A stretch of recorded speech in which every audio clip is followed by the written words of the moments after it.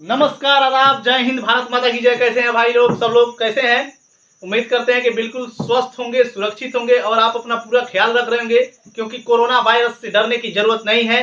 अब हम लोग कोरोना वायरस से जीतेंगे, एकदम जीतेंगे। कोरोना को उठा उठा के पटकेंगे। बहुत कोरोना टेंशन दिया है।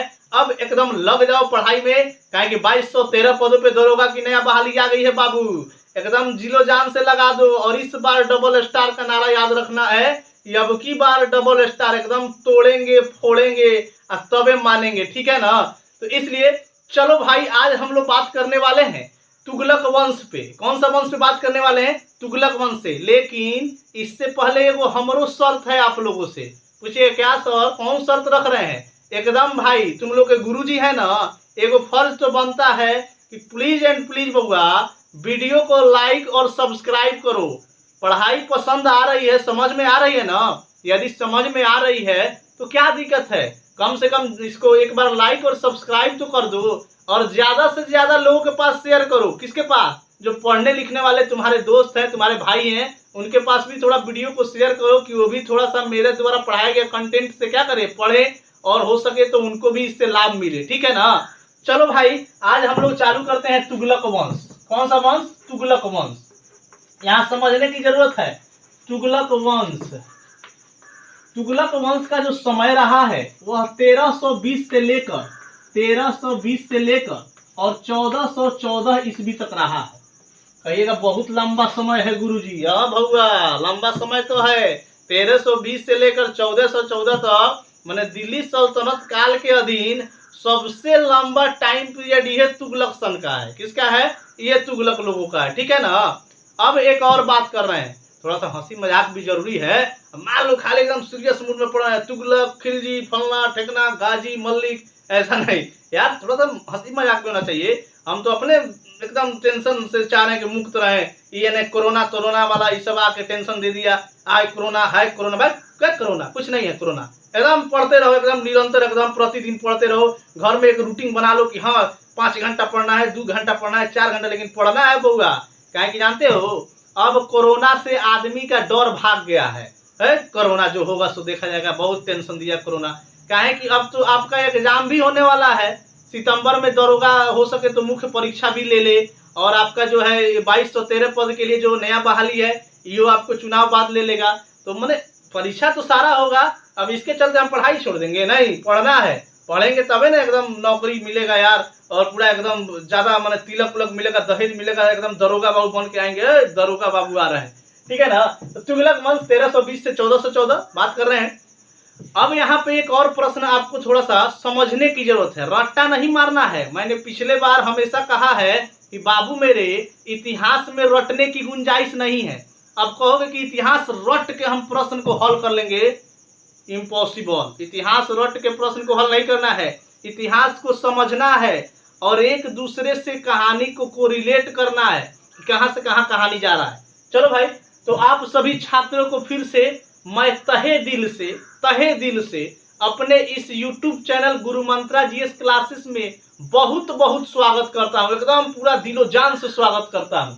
हम बात कर रहे हैं तुगलक वंश में और खिलजी वंश के। पिछले क्लास में जो हम बात किए थे, खिलजी वंश में एक शासक था, वो है बोकवा मुबारक शाह। खिलजी पर बात कर रहे हैं। वो मुबारक शाह खिलजी जो था, उसको मार दिया था खुसरो खां। कौन मारा था? खुसरो खां। और गद्दी पर, दिल्ली की गद्दी पर बैठ गया था खुसरो खां। वो मुबारक शाह खिलजी बोकवा जो पुरुषों का संगीत और उसको नग्न स्त्री पसंद थी। बरनी के अनुसार जो है, जियाउद्दीन बरनी के अनुसार कभी कभी दरबार में लंगटे नाचने घूमने लगता था, लंगटे दौड़ने लगता था।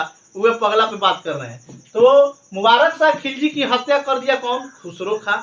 खुसरो खां का पद से अपदस्थ करके गद्दी कौन धारण कर लिया? तो गयासुद्दीन तुगलक। अब कहेगा कि खुसरो खां को गयासुद्दीन तुगलक मारे नहीं, पद से अपदस्थ कर दिए। हाँ भाई, पद से ही अपदस्थ किए, उसको मारे नहीं थे गयासुद्दीन तुगलक।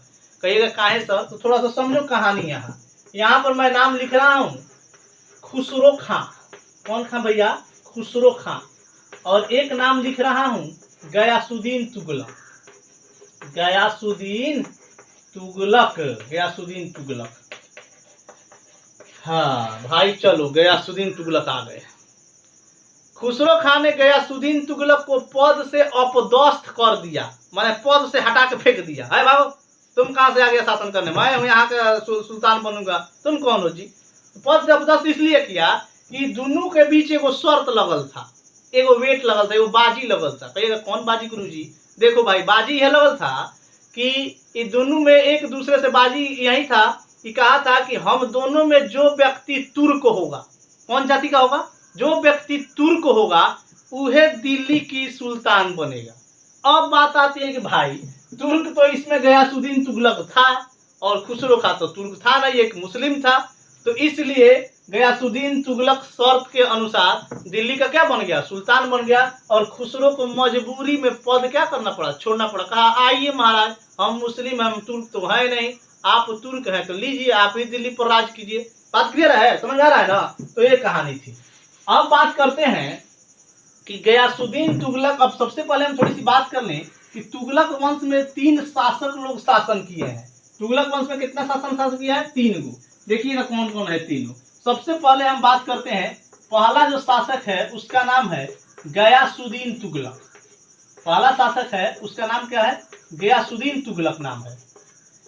बोल सकते हैं जीएसटी, अरे वो जीएसटी ना, goods and service tax GST नहीं, गयासुद्दीन तुगलक शॉर्ट नाम है। उसके बाद हम बात कर रहे हैं मोहम्मद बिन तुगलक। उसके बाद हम बात कर रहे हैं मोहम्मद बिन तुगलक, इसका भी शॉर्ट नाम है बाबू एमबीटी। क्या कह सकते हैं? एमबीटी, मोहम्मद बिन तुगलक। और एक और व्यक्ति हैं फिरोज शाह तुगलक, और व्यक्ति हैं, क्या नाम है भैया? तो फिरोज शाह तुगलक। फिरोज शाह तुगलक, बोल सकते हैं FST, फिरोज शाह तुगलक। ठीक है ना, समझ में आ रहा है बात ना। अब आओ इन सारे शासकों के बारे में थोड़ा सा इनका समय जान लेते हैं। तो ये महाराज बैठे थे 320 से लेकर 325 तक, यानी 25 साल यह सुल्तान के रूप में कार्य किए। ठीक है, आगे आइए। ये महाराज बैठे थे 325 से लेकर 1351 तक, सॉरी 1320 से लेकर 1325, 1325 से 1351 और 1351 से लेकर 1388 तक। तीनों का शासनकाल आपको पता होना चाहिए। अब भाई एक और बात आता है कि हम लोग तो तीनों पर बात करने वाले हैं, एक ओर से तो कहानी मामला खत्म होने वाला है नहीं, कहा कि तीनों पर बात करना है। तो तीनों पर बात करना है तो एक के साथ तीनों पर बात करेंगे नहीं, पहले बारी बारी से ना बात होगा बउआ। पहले हम गयासुद्दीन तुगलक को पढ़ेंगे, फिर ओकरा बाद मोहम्मद बिन तुगलक को पढ़ेंगे, फिर ओकरा बाद फिरोज शाह तुगलक को पढ़ेंगे। ठीक है ना, चलो तो ठीक है। तो आइए यहाँ पर हम लोग एकदम जय हनुमान जय पवन सुत का नारा लेते हुए कहानी को आगे बढ़ाते हैं। तो हम सबसे पहले बात कर लेते हैं गयासुद्दीन तुगलक जी से। किससे बात करते हैं? गयासुद्दीन तुगलक से। गयासुद्दीन तुगलक का नाम तो यहाँ मैंने लिखा है कि गयासुद्दीन तुगलक था, ठीक है, लेकिन ये आदमी का एक और नाम था, याद रखिएगा। गयासुद्दीन तुगलक के अलावा इसका एक और नाम था, या इसको गाजी बेग तुगलक भी कहा जाता था। गाजी बेग तुगलक, गाजी बेग तुगलक, याद रखिएगा। कभी कभी ये प्रश्न पूछ देगा, अगर मान लीजिए कहीं गयासुद्दीन तुगलक नहीं लिखा है और उसके बदले में लिखा है गाजी बेग तुगलक, तो याद रखिएगा ये करे को बोला जाता था गाजी बेग तुगलक, गयासुद्दीन तुगलक को। ठीक है ना। अब आओ रियल मुद्दा पर। यहाँ तो ये सुल्तान बन गया दिल्ली का, वाकई में इससे कौन कौन से प्रश्न एग्जाम में बनते हैं उन सारे प्रश्नों पे बाबू चर्चा करना है। लेकिन उससे पहले देख लेते हैं कि गयासुद्दीन तुगलक या गाजी बेग तुगलक का पिता का नाम क्या था। पिता का नाम, इनके पिता का नाम जान जाते हैं। इनके पिता का नाम क्या था? तो इनके पिता का नाम करौना था। इनके पिता का नाम करौना था। इनके पिता का नाम क्या था? करौना। भाई कोरोना नहीं, कोरोना नहीं, बहुत टेंशन दे रहा कोरोना। करौना, क्या नाम था इनके पिता का नाम? करौना था। और करौना था तो यह एक तुर्क थे, या क्या थे? तुर्क थे। क्या भाई यहाँ बेटा बाप तुर्क है तबे ना बेटा तुर्क हुआ। मामला समझ में आ रहा है कि नहीं? तो यह एक प्रकार से तुर्क जाति से थे। और यह करौना अर्थात इनके पिता जो थे करौना महाराज, यह बलबन के यहाँ दास थे। किसके यहाँ रहते थे? तो बलबन के यहाँ क्या थे भैया? तो दास के रूप में काम कर रहे थे। बलबन के यहाँ गुलाम या दास कर सकते हैं, उन्हीं के यहाँ दास के रूप में काम कर रहे थे। समझ में आया। और इनकी माता जो थी अर्थात जीएसटी गयासुद्दीन तुगलक की माता जो थी एक हिंदू महिला जाट थी। क्या थी भैया? हिंदू महिला जाट थी। तो यहाँ से प्रश्न नहीं पूछा जाता है। याद रखना है कि पिता का नाम क्या था, करोना था, एक तुर्क थे, किसके यहाँ रहते थे, तो बलबन के यहाँ दास के रूप में काम करते थे। ठीक है, अब आते हैं और आगे हम यहाँ पे हम बात कर रहे हैं कि गयासुद्दीन तुगलक जब दिल्ली का सुल्तान बना, खुसरो खां को पद से अपदस्थ करके, तो गयासुद्दीन तुगलक के 5 साल के शासनकाल के अंतर्गत, यहाँ पर 5 साल टाइम इसका है, 1320 से 1325 के बीच में गयासुद्दीन तुगलक का कौन कौन सा ऐसा महत्वपूर्ण कार्य दिल्ली के लिए रहा है, उस पर थोड़ा सा हम चर्चा करते हैं। सबसे पहले हम बात करते हैं कि जीएसटी के द्वारा कौन कौन से प्रमुख कार्य किए गए हैं। सबसे पहला बात आता है कि जीएसटी जैसे ही दिल्ली का सुल्तान बनता है, इसने 29 बार मंगोल आक्रमण विफल किया। अरे बाप रे, बहुत बड़ा बात है। 29 बार क्या किया, तो मंगोल आक्रमण विफल किया। 29 बार मंगोल आक्रमण विफल किया था। 29 बार मंगोल आक्रमण क्या किया भैया, तो विफल किया। याद रखना है, 29 बार मंगोल आक्रमण विफल किया। किसने किया, तो जीएसटी ने किया, अर्थात गयासुद्दीन तुगलक ने किया। बउआ एक बात और सुन लो। कौन सा बात जानते हो, यहाँ पर तो मैंने कहा कि दिल्ली सल्तनत के अधीन सबसे अधिक मंगोल आक्रमण विफल करने वाला शासक कौन था, तो चट से कहोगे गयासुद्दीन तुगलक था सर जी। 29 बार मंगोल आक्रमण विफल किया था, ठीक है ना। लेकिन पिछले क्लास में हम बउआ खिलजी वंश पर बात कर रहे थे, और आपको याद हो या नहीं हो, हमको याद है। क्या जानते हो क्या, खिलजी अर्थात अलाउद्दीन खिलजी के समय में 6 बार मंगोल आक्रमण दिल्ली पर हुआ था। याद आ रहा है, अलाउद्दीन खिलजी के समय में कितना बार, तो 6 बार मंगोल आक्रमण हुआ था दिल्ली पर, और 1297 से लेकर 1306 के बीच में वो आक्रमण हुआ था। याद करो, पीछे जाओ, 1297 से लेकर और 1306 के बीच में मंगोल आक्रमण 6 बार हुआ था। कितना बार हुआ था, 6 बार। अब पहला जो मंगोल आक्रमण हुआ था 1297 में, किसके नेतृत्व में, कादर खां के नेतृत्व में। याद आ रहा है, पहला मंगोल आक्रमण जो हुआ था 1297 में, वो कादर खां के नेतृत्व में हुआ था। दूसरा मंगोल आक्रमण 1298 में हुआ था सलदी के नेतृत्व में। तीसरा मंगोल आक्रमण 1299 में हुआ था कुतलुग ख्वाजा के नेतृत्व में। चौथा मंगोल आक्रमण 1303 में हुआ था तार्की के नेतृत्व में। पांचवा मंगोल आक्रमण 1305 में हुआ था अली बेग के नेतृत्व में। और छठा मंगोल आक्रमण 1306 में हुआ था इकबाल बंद के नेतृत्व में। याद आ रहा है, याद एकदम रखना है। तो यहाँ पर 29 बार मंगोल आक्रमण को विफल करने वाला सुल्तान कौन थे, तो गयासुद्दीन तुगलक थे। और क्या प्रश्न बनता है बाबू लोग, तो यहाँ समझिएगा। भारत में, कहाँ बात कर रहे हैं, भारत में सर्वप्रथम नहरों एवं कुओं का निर्माण कराने का श्रेय गयासुद्दीन तुगलक को जाता है। याद रखना है, बहुत जरूरी प्रश्न है। सबसे पहले क्या भैया, सबसे पहले नहरों एवं कुओं का निर्माण, सबसे पहले नहरों एवं कुओं का निर्माण, सबसे पहले नहरों एवं कुओं का निर्माण कराया। सबसे पहले नहरों एवं कुओं का क्या किया भैया, तो निर्माण करवाया। यह भी प्रश्न याद रखना है। भारत में सबसे पहले नहरों एवं कुओं का निर्माण किसने करवाया था, तो गयासुद्दीन तुगलक ने करवाया था। लेकिन एक प्रश्न और, इसने सबसे पहले नहरों और कुओं का निर्माण कराया, बात क्लियर है। अगर आपसे पूछे कि भारत में सबसे बड़ा नहर का नेटवर्क, सबसे बड़ा नहर का जाल कौन बिछवाया था, तो भाई मेरे याद रखना, फिरोज शाह तुगलक था वो व्यक्ति। कौन था, फिरोज शाह तुगलक ने भारत में सबसे बड़ा नहरों का नेटवर्क बिछाया था। तो क्लियर है। आगे हम बात करते हैं कि इसके बाद और क्या इनका महत्वपूर्ण कार्य था। तो देखो ना, सारा महत्वपूर्ण कार्य है, ये वो ऐसा नहीं कि जो महत्वपूर्ण कार्य नहीं, सब महत्वपूर्ण है। इसके साथ एक और इनका बहुत ही मतलब अच्छा कार्य था, यातायात, ट्रांसपोर्टेशन, यातायात एवं डाक प्रणाली। यातायात एवं डाक प्रणाली, याद रखना है, यातायात एवं डाक प्रणाली का प्रारंभ या शुभारंभ, यातायात एवं डाक प्रणाली का शुभारंभ। कहिएगा ये क्या लिख रहे हैं गुरुजी, अरे भाई सवाल है, प्रश्न है, तब लिख रहे हैं। यातायात एवं डाक प्रणाली का शुभारंभ भारत में पहली बार, फर्स्ट टाइम किसने कराया, तो भाई मेरे देख ही रहे हैं, गयासुद्दीन तुगलक ने कराया। और बात करते हैं इसके साथ और कौन सा काम इन्होंने किया? तो याद रखो ना, एक और बहुत ही महत्वपूर्ण काम इनका है, तुगलकाबाद। तुगलकाबाद, तुगलकाबाद शहर का निर्माण। तुगलकाबाद शहर का निर्माण, तुगलकाबाद शहर का निर्माण करवाया। तुगलकाबाद शहर का क्या कराया भाई? तो निर्माण कराया। तो तुगलकाबाद शहर का निर्माण किसने कराया? तो वो भी जीएसटी गयासुद्दीन तुगलक ने कराया। तो चलिए यहाँ पे देख लीजिए, सबसे पहले 29 बार मंगोल आक्रमण विफल किया गयासुद्दीन तुगलक ने। सबसे पहले नहरों और कुओं का निर्माण कराने का श्रेय किसको जाता है? गयासुद्दीन तुगलक को। यातायात और डाक प्रणाली का शुभारंभ भारत में सबसे पहले किसने किया? तो गयासुद्दीन तुगलक ने।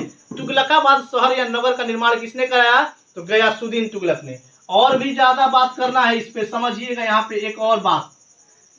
तेलंगाना जानते हैं ना, आंध्र प्रदेश तेलंगाना, प्रस्तावित अभी राजधानी अमरावती है, साउथ तेलंगाना। तो तेलंगाना का नाम बदलकर, तेलंगाना का नाम बदलकर, तेलंगाना का नाम बदलकर, याद रखना है, तेलंगाना का नाम बदलकर तेलंगाना का नाम बदलकर सुल्तानपुर रखा है। तेलंगाना का नाम बदलकर क्या रखा भाई? तो सुल्तानपुर।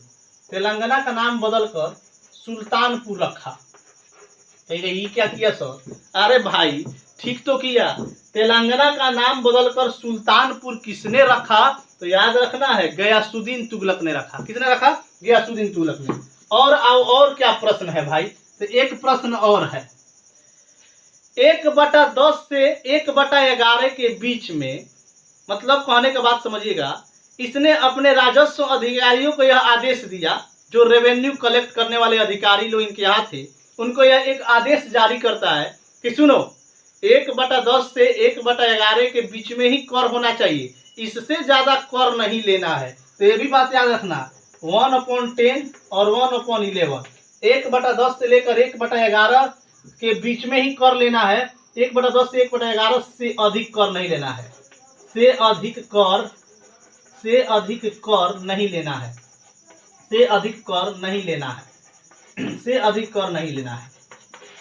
तो इन्होंने अपने राजस्व अधिकारियों को आदेश दिया कि 1/10 या 1/11 इतना ही कर लेना है, इससे ज्यादा टैक्स आप लोग को जनता से नहीं वसूलना है। तो यह भी काम किसने कराया था? तो गयासुद्दीन तुगलक ने कराया था। तो बात क्लियर है। चलिए यहाँ पर आपको मैं बता दूं कि यदि ये सारी चीज आपको नोट्स डाउन करने हैं, ये सारी चीजों को आपको नोट्स में लिखना है, तो प्लीज एंड प्लीज आप वीडियो को पॉज करके या स्क्रीनशॉट लेके इसका नोट्स बना सकते हैं।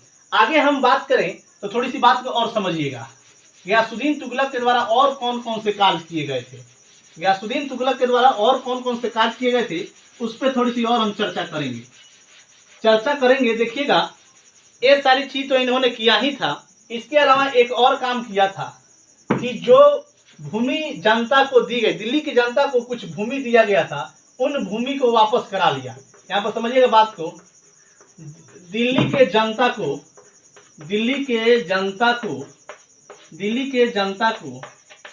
दी गई भूमि, दिल्ली के जनता को दी गई भूमि वापस करवा लिया। दिल्ली के जनता को दी गई भूमि वापस करवा लिया। तो ये कौन सा काम है सर? अरे भाई ये तो बहुत उटपटांग काम कर दिया यार। दिल्ली के जनता को दिया गया भूमि उससे फिर वापस ले लिया। भाई मेरे एकरा पीछे वो कहानी है, तनी कहानी को ध्यान से समझना, एकदम दिमाग में एकदम छाप लेना कौन कहानी है। कहानी यही है कि जो हम पीछे अभी खिलजी वंश में एक बुकवा पर बात कर रहे थे, बुकवा नहीं सॉरी, एक सुल्तान पर बात कर रहे थे, जौना का नाम था मुबारक शाह खिलजी, याद आ रहा है? वही बुकवा, तो उसी पे हम लोग बात कर रहे थे, मुबारक शाह खिलजी। वो इतना ना प्रसन्न हो गया था, मतलब वो तो एक प्रकार से कहिए कि एकदम आयसबाज, एकदम लंगटे नाचने वाला, और जो है राज दरबारियों के बीच स्त्री का कपड़ा पहन कर आ जाता था, मतलब एक तरह से माइंड एकदम खत्म बाजार था उसका। तो कह सकते हैं कि वो मुबारक शाह खिलजी जो था, वो जनता को क्या किया था कि गिफ्ट के रूप में, उपहार के रूप में भूमि दान में दे दिया था। ठीक है, उपहार दे दिया था दिल्ली के जनता को। जब वह शासक था तो दिल्ली के जनता को सबको जो है गिफ्ट के रूप में भूमि दिया था। अब बात आती है कि भूमि तो दिया था मुबारक शाह खिलजी खूब एकदम प्रसन्न होके, लेकिन जैसे गयासुद्दीन तुगलक दिल्ली का सुल्तान बनते हैं, यह फरमान जारी करते हैं अपने सेनाओं से और अधिकारियों से, बोलते हैं अरे सुनो, जो मुबारक शाह खिलजी जो दिल्ली के जनता सबको गिफ्ट में जो जमीन दिया है, जाओ सब लोगों से बोलो कि जमीन वापस करे। अरे बाप रे, अभी बात तो सुन के अधिकारियों सब चकाचक हो गया। अरे यार कैसन व्यक्ति है यार, गजब आदमी है।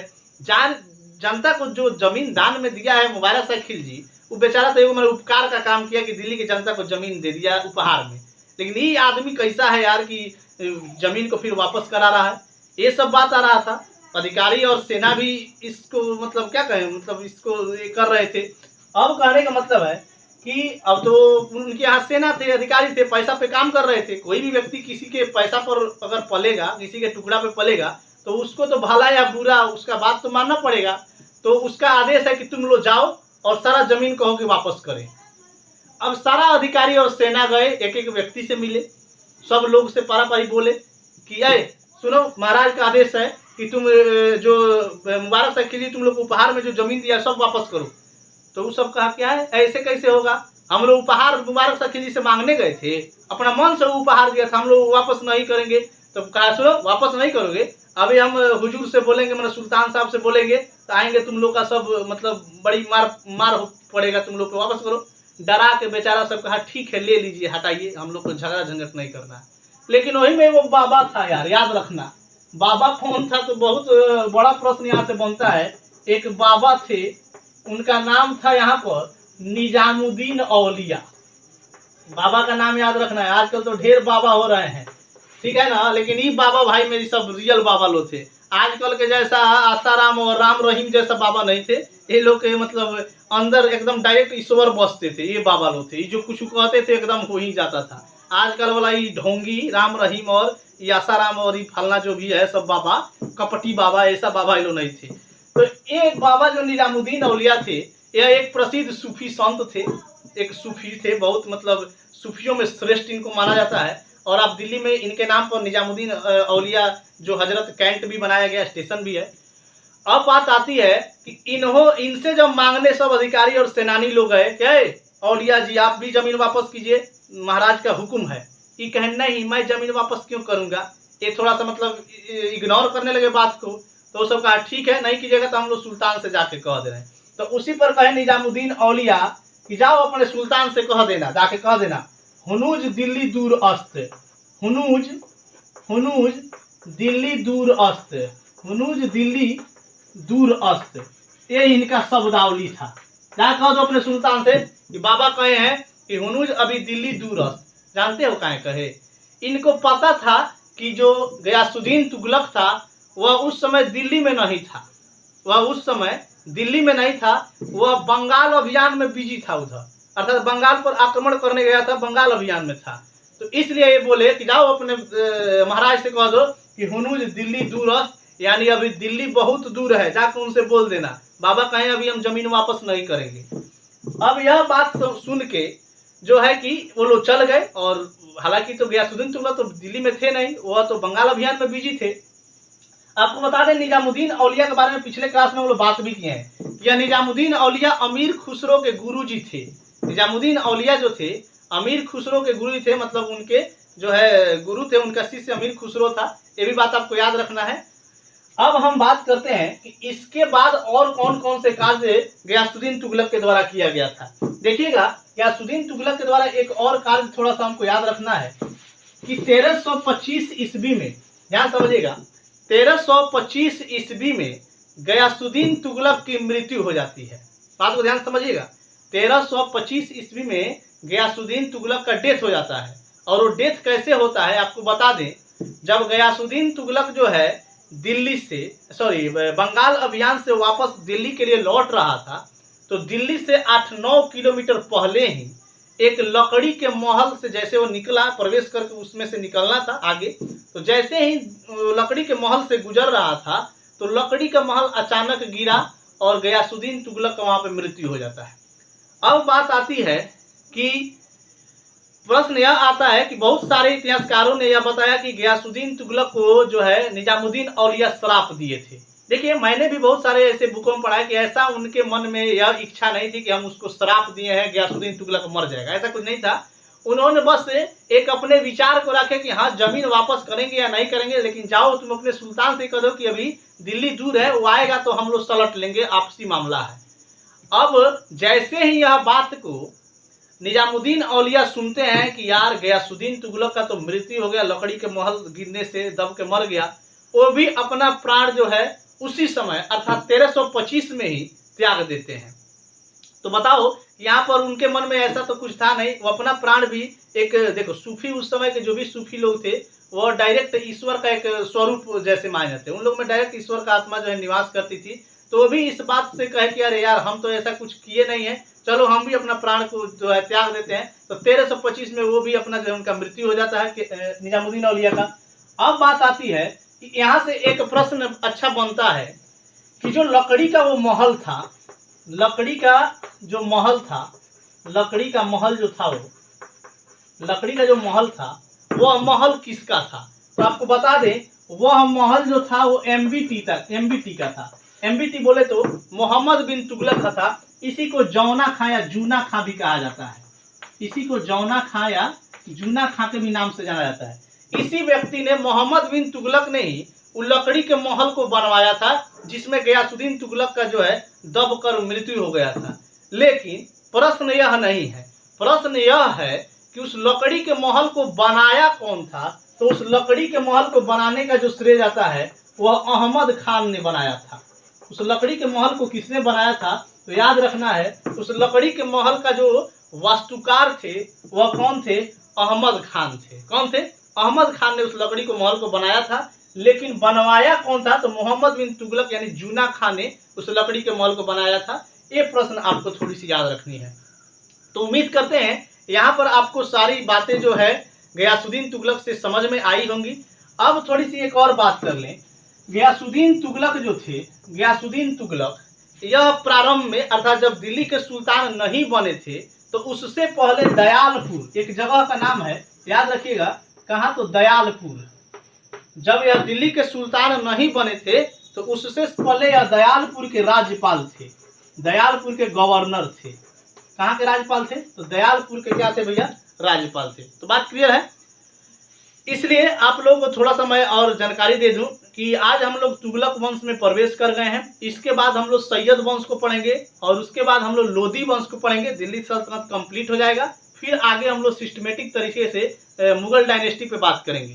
तो चलिए यहाँ पर उम्मीद करते हैं कि आपको तुगलक वंश का पहला जो शासक गयासुद्दीन तुगलक के बारे में मैंने जो भी बताया है वह आपको समझ में आई होगी। यदि आपको नोट्स बनाने की जरूरत है तो आप जो है स्क्रीनशॉट ले सकते हैं या वीडियो पॉज करके जो है आप नोट्स बना भी सकते हैं, कोई दिक्कत नहीं है।